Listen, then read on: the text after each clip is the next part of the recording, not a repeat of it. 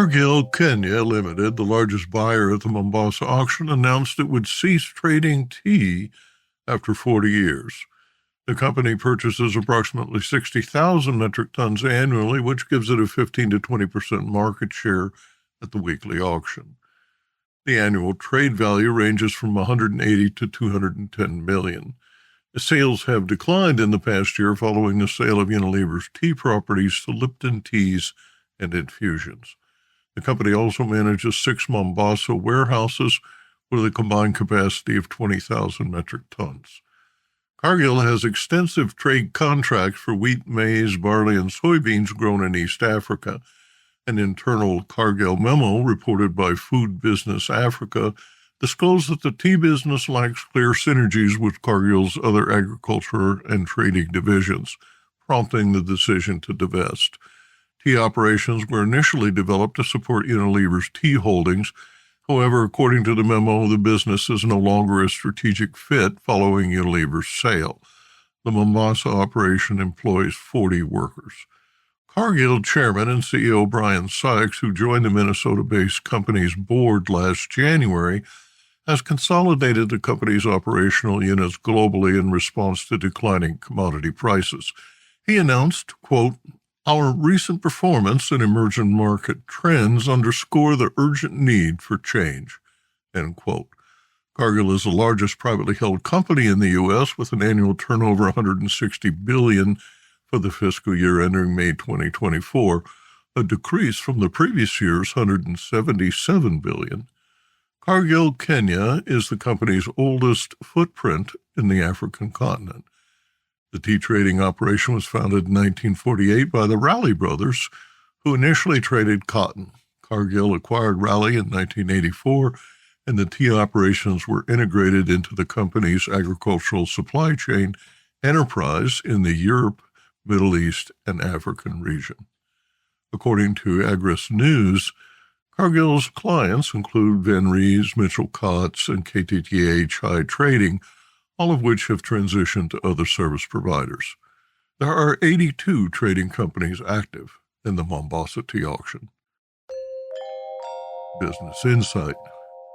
The East Leaf Voice writes, quote, "Cargill's exit is expected to create downward pressure on tea prices, potentially reducing farmers' income at a time when they were hoping for improvement through ongoing sector reforms."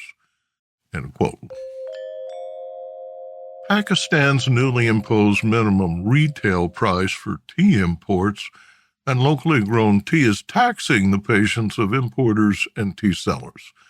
Black tea imports dropped 24% in November to 38 million, down 1.78 billion rupees, as an estimated 1/4 of tea imports shifted to illegal channels, according to Pakistan Tea Association Chairman Mohammed Altaf. The 1,200 rupee per kilo retail minimum set by Pakistan's Federal Board of Revenue, FBR, for black tea has raised concerns about increased cost and depressed demand. FBR initiated the minimum to enhance government revenue during a fiscal crisis. Importers protest that the tax should apply to the actual import value of processed tea, mainly landed in bulk for blending and packaging. Instead, FBR levies a standardized 18% sales tax based on a retail market price determined by the government, resulting in a sales tax of 216 rupees per kilo. If the actual retail price exceeds the MRP of 1,200 rupees per kilo, the sales tax is calculated on the higher price. According to FBR, this policy ensures that the tax reflects the true market value of the product. The association officials said the fixed MRP will increase packaged tea prices by 150 to 300 rupees per kilo, burdening consumers and encouraging the smuggling of lower quality tea from Afghanistan. Altaf told Pakistan Today that the standardized MSR oversimplifies the complexities of the tea trade and will lead to significant revenue loss by the end of the fiscal year. The Sales Tax Act of 1990 does not explicitly classify tea as a raw material. Instead, tea is grouped with mate under the provisions of the Customs Act of 1969. Applying the tax to the declared import value will lower tax revenue. Pakistan imported 161,823 metric tons of tea during the first 7 months of the current fiscal year, January through July. The tea, mainly supplied by Kenya, was valued at $391 million, an increase of 7.6% compared to the same period last year. Kenya exports 83% of Pakistan's imported tea, with Rwanda at 4.5% and Uganda at 4%, accounting for the remainder. The True Price Foundation has published an insightful 28-page report on food pricing in retail and food service. The report is relevant to cafes, canteens, restaurants, supermarkets, and tea shops. The foundation is a nonprofit organization headquartered in the Netherlands dedicated to fully understanding the hidden social and environmental impacts of products not included in prices. Quote, in the context of food, true pricing aims to ensure affordable and healthy food is accessible to all people, writes the report. The report, free to download at truepricefoundation.org, responds to a growing momentum for true pricing in food retail and food service. Quote, true pricing is increasingly becoming a tendering distinguisher in public procurement for catering and supermarkets, end quote, according to the report, which describes a true pricing pilot underway at German retailer Penny. Transparency is the heart of the foundation's work. Quote, at its core, true pricing is about comprehensive transparency on products, how they are made, and what additional costs might be associated with the transition to a food system that respects the rights of people and ecological boundaries, end quote. According to the report, what you can achieve with true pricing depends on the traceability level of your assortment.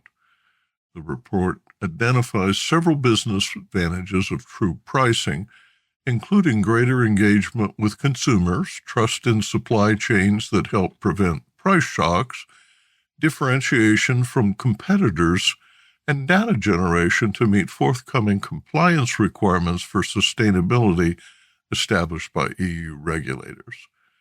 The report encourages retailers to discover hidden costs and then close the gap between market price and true price, noting that the most significant impacts of food often occur within the product value chain, especially on farms. The foundation has developed a true price method to quantify hidden costs. Quote, the degree of detail of a true price scan increases when a business and its suppliers collect more data, allowing you to make more informed decisions about products or suppliers. Data collection and refinement of the true price scan is an ongoing process. Business insight. The report advises producers to first align their company with sustainability practices and for retailers to incentivize consumers, and then with the help of sommeliers, baristas, and waitstaff, communicate in the consumer's own language. Retailers benefit, for example, by identifying environmental costs that amount to 18% of the purchase price, backed by an audit of the supply chain using the true price methodology. Produced by Audavita Studios. Connect your voice to the world.